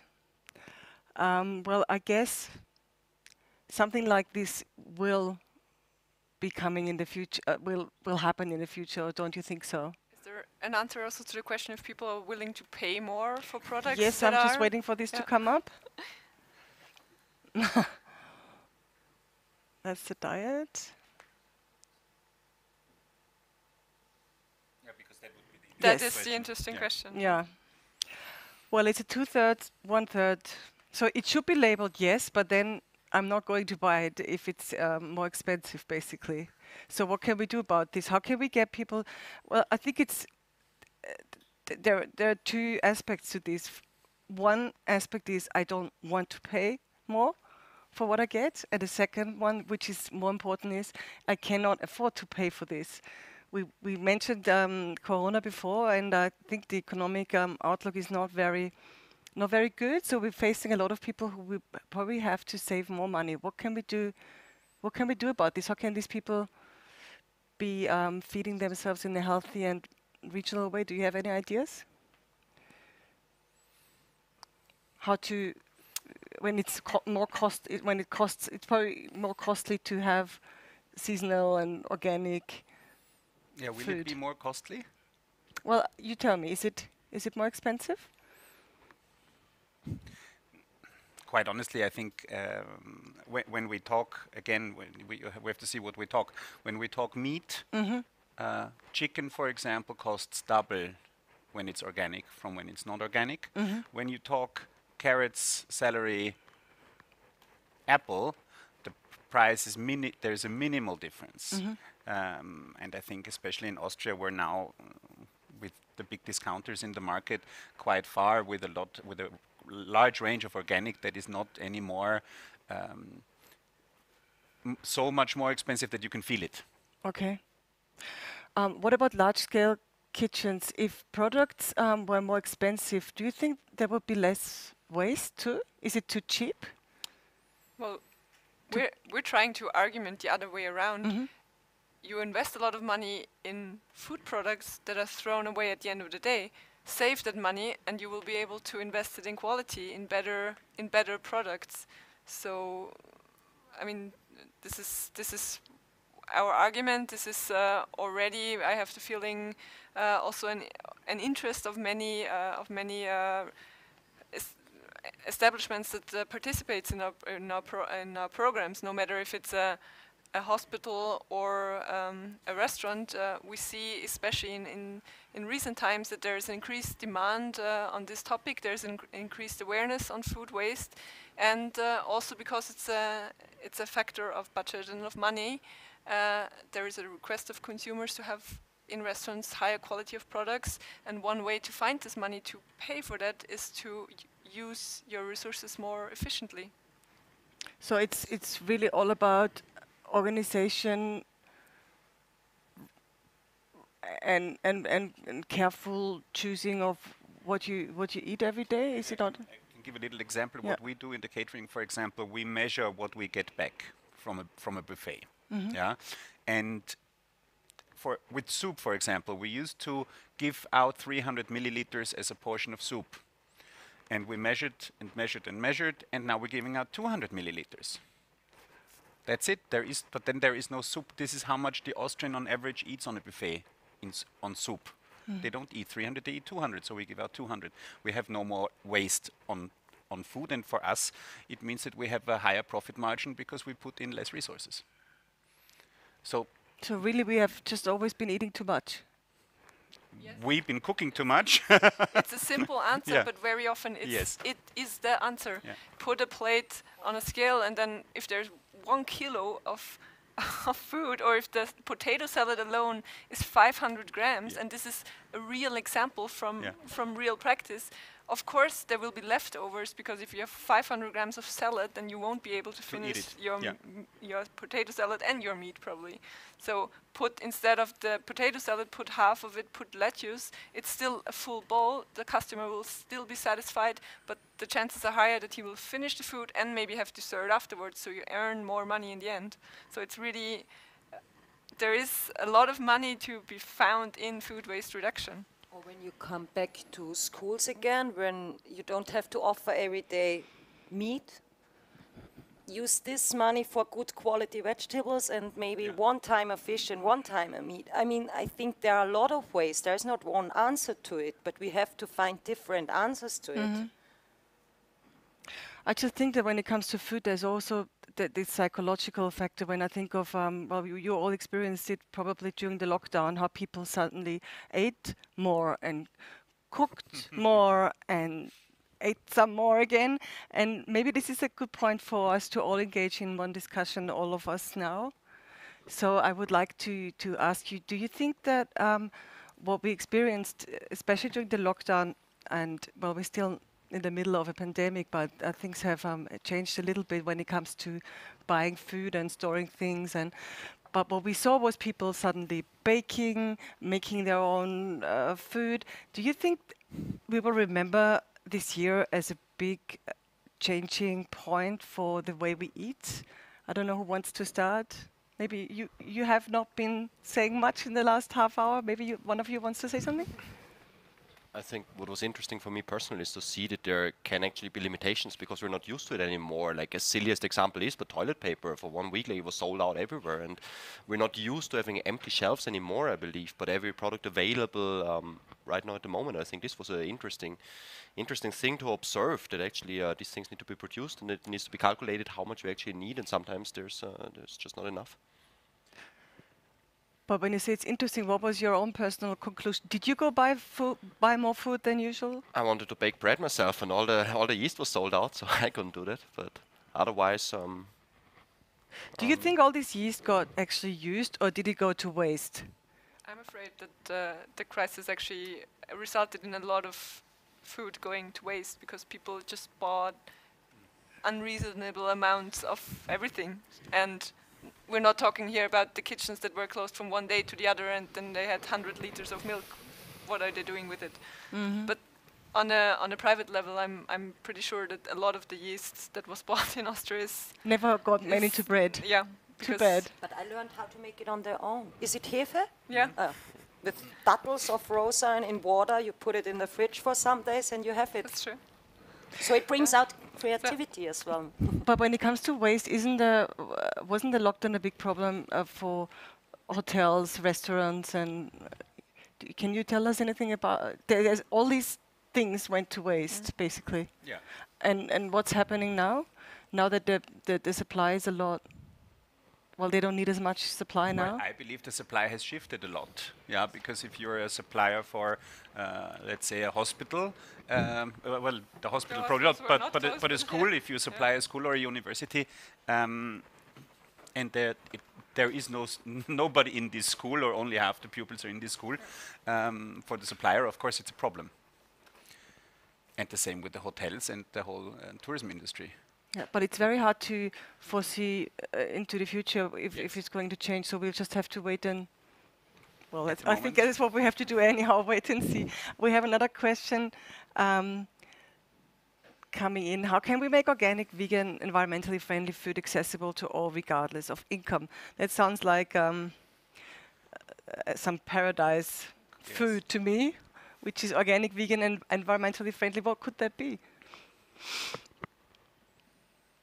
What's a already doing it. no, and especially environmentally friendly food. If it's not the tomato in winter, it would be the beetroot in October. Yes, that's what I mean, the question is a little bit, regardless of income.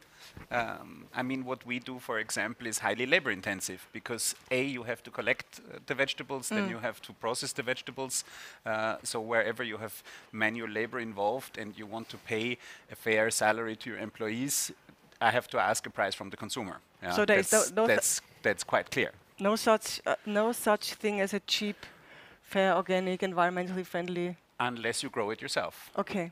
I would believe. Because Well, even that's a if very you clear answer. grow it So in a you farm, need to grow yourself.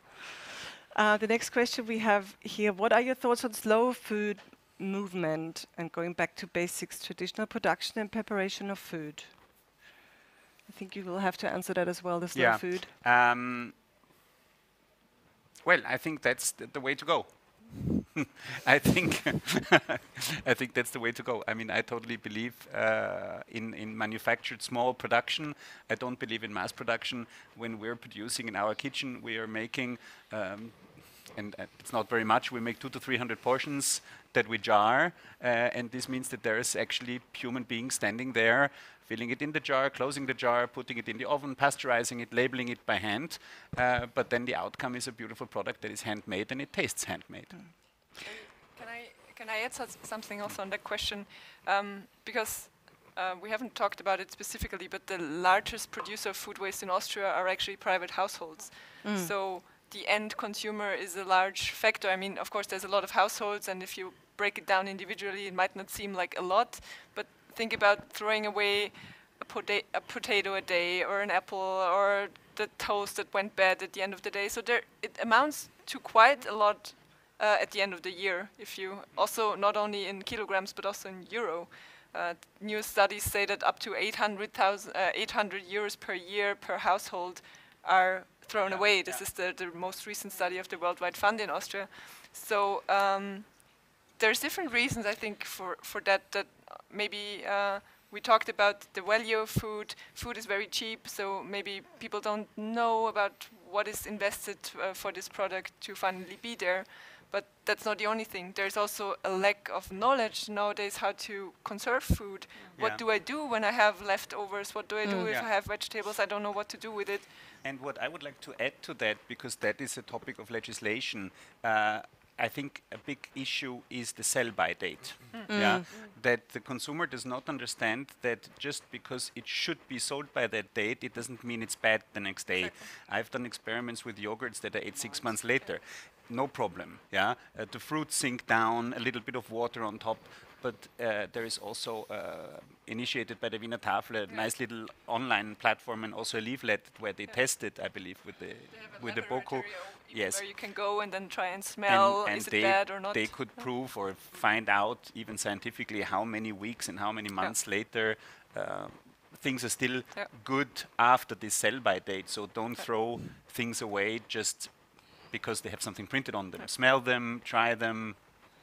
So the factor of education and awareness raising is really, really a big issue, and this is not a question of income. Of course, it's a question of access to education, access to information also, but I think especially nowadays we have so many communication channels where we can reach so many people, and these little things like the best before date, what it really means, how to find out if things are good or bad, how creative recipes, what I can do with if I have a leftover toast or something. There's so many creative ideas out there. Just look at all the Instagram channels that specialize on food waste recipes. So there's so many things that are accessible for so many people. And I think, education, awareness raising, communication on the topic is a very big factor in the fight against food waste. Thank you for this. We have another question that I think you could answer, Robin. Is it more effective to really educate people, and I mean real investments, on the negative effects of the way we consume too much rather than produce fake fish or fake meat in the lab? I believe that's a strategy that has been tried for the last decades. So we have the paradox on that most people know very well about the negative effects of eating meat, both on environment and maybe also on health, but still the consumption increases every year worldwide. So I believe it's not a matter of educating consumers, but more giving them better alternatives. I think there are two ways to go. You can say, don't eat it at all, but then you miss out on this nice experience of eating meat because it tastes good. Or you can still enjoy it, but in a more sustainable way. And I think this is the route that we're trying to go.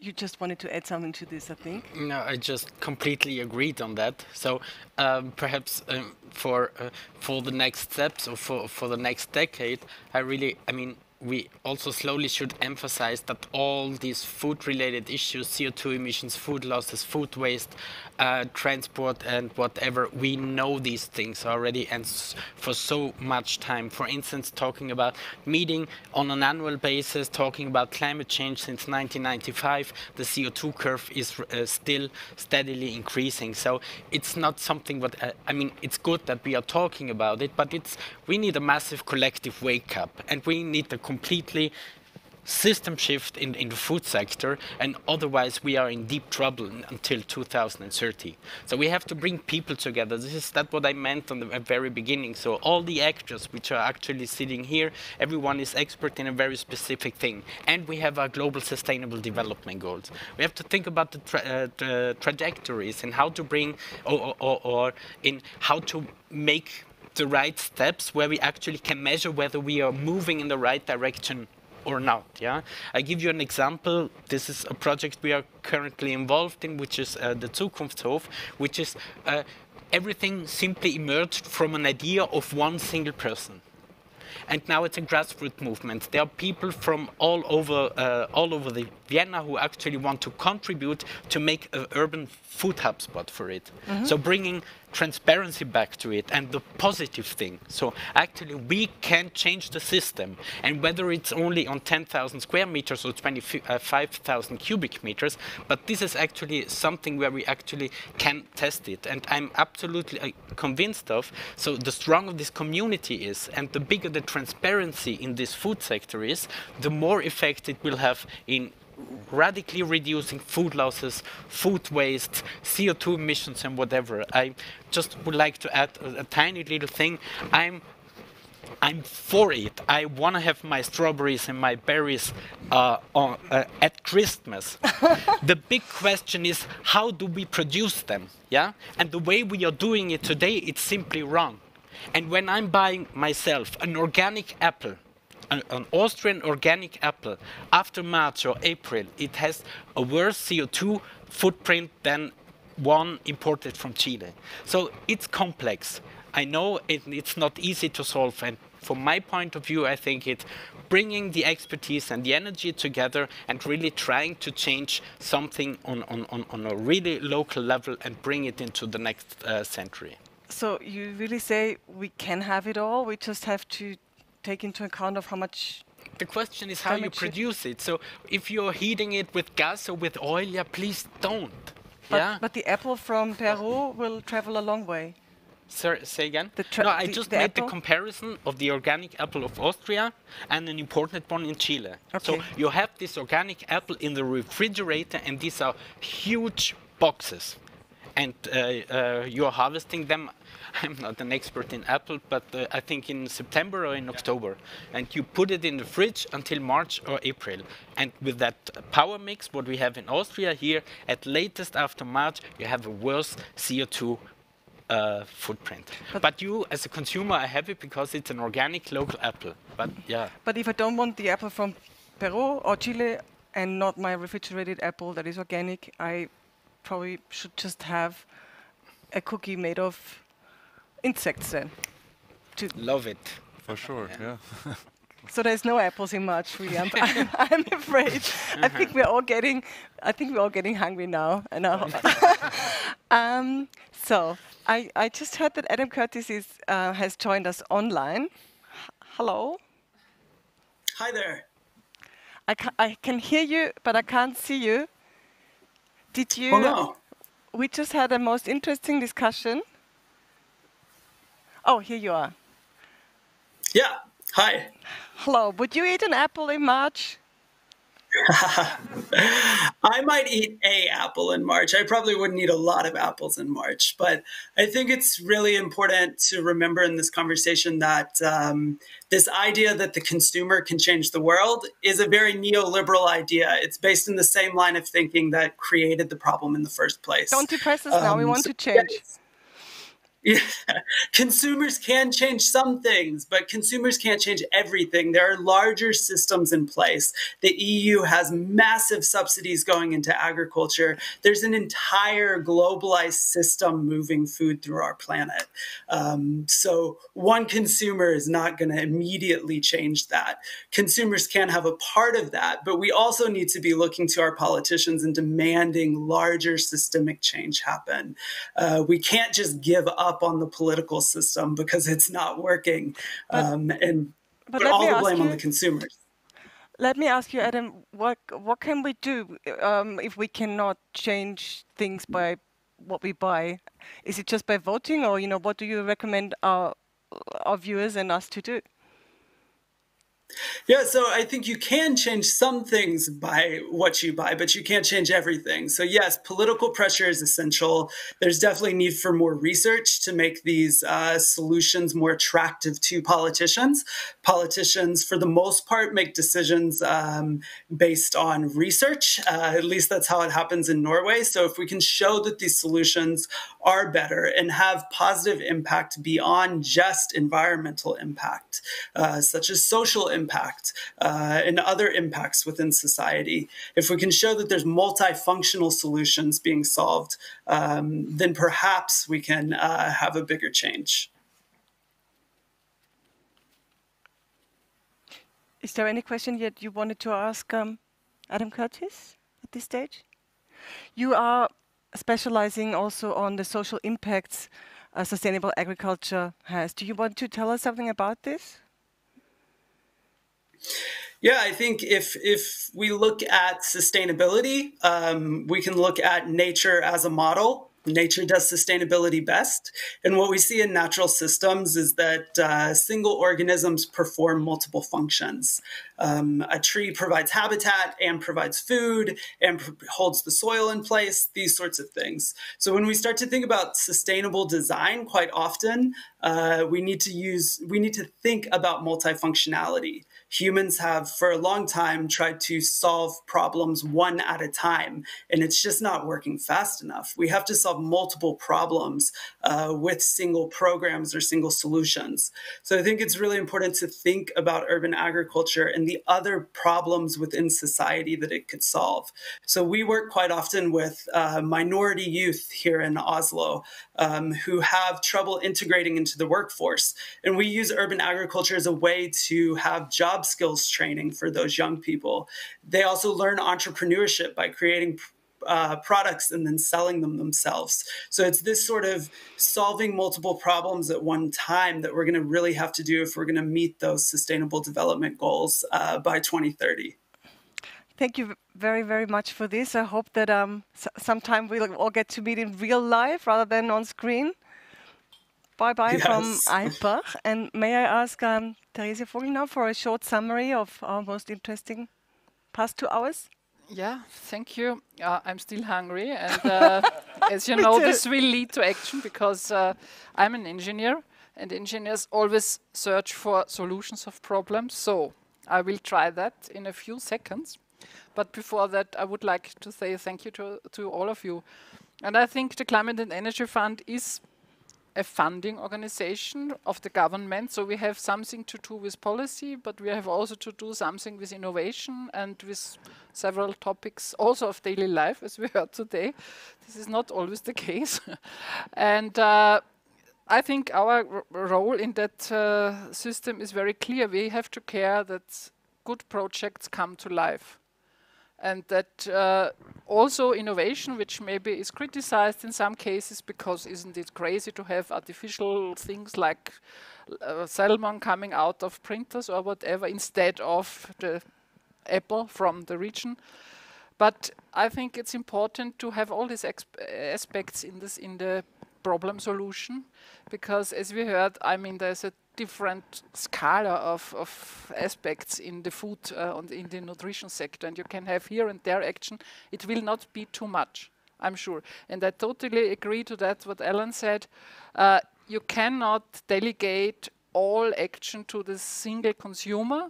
It's also at least important that policy gives the real framework, the regulatory framework, for example, and other things. So this, I think, is important. But now I have here a good menu of, first of all, these zirp insects. It's Heuschrecken barbecue. I pick out one with my knife because of Corona, you know. And the wings before you try them. I have to remove the wings, okay? Yes. Okay, well, I would have eaten also the wings. You can, of course, eat the wings. It's not that bad. No? That's very It's nice. Taste is a snack. Actually, I it's think. probably very beautiful. So I will, in the meantime, whilst listening to you, I had to eat this Oat float things here. patty. Yes, oat flow, yeah. So I very much liked it because I was really hungry. And now I think I go on with this legendary Lachs salmon spread. Try it with the bread, and also I will have to share it. So I have to take this napkin here. So the salmon spread is from you, and I think there's for all of you. I'll make a test. It's printed salmon. No, this is first to test our just flavor solutions to show that we can produce something which It's tastes like just salmon. the stuff, the real stuff, no? What's behind? Do you want to tell us what's in there? This is based. Just let me. I think while you're tasting these new exciting products, I think it's about time for me to say bon appetit. And thank you very much to all of you. You've been the most inspiring crowd of people. Thank you for your time. Thank you for the audience out there. Thank you for participating. I guess we're all hungry now. Have a great afternoon, and thank you. Goodbye.